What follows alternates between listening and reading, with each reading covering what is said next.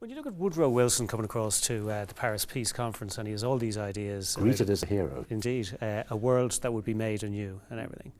And in sense as it was, as you said, the First World War saw the triumph of the nation state and the end of those old multinational empires. So it really was, in 1918, 1919, 1923 perhaps, a different world, a new world. Yes, it was. It was a very new world. It's one of the paradoxes for those who'd been in the positions of power going to war in 1914. They still imagined war as somehow an instrument of politics. So you could use war to intervene, but the world would remain essentially unchanged. And it didn't work out like that, and the world was utterly transformed, and many of them, in fact, were dead after 1918 or in exile. So it is a new world, but it's a world in which I think those who were making the peace didn't have the degree of control that they needed to implement that peace. And indeed, some of the foundations on which they made it were deeply problematical. And I'll give you perhaps just two examples of the latter.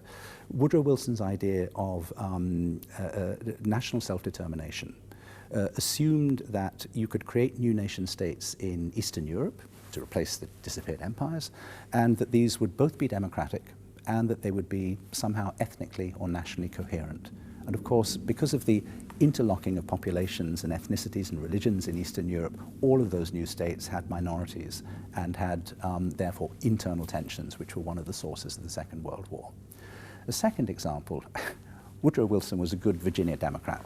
So when he was talking about self-determination, and he had in mind obviously the American Constitution, he was thinking about the white populations of Europe. He wasn't thinking about the Third World, or what we would now call the Third World. He wasn't thinking about the colonial world.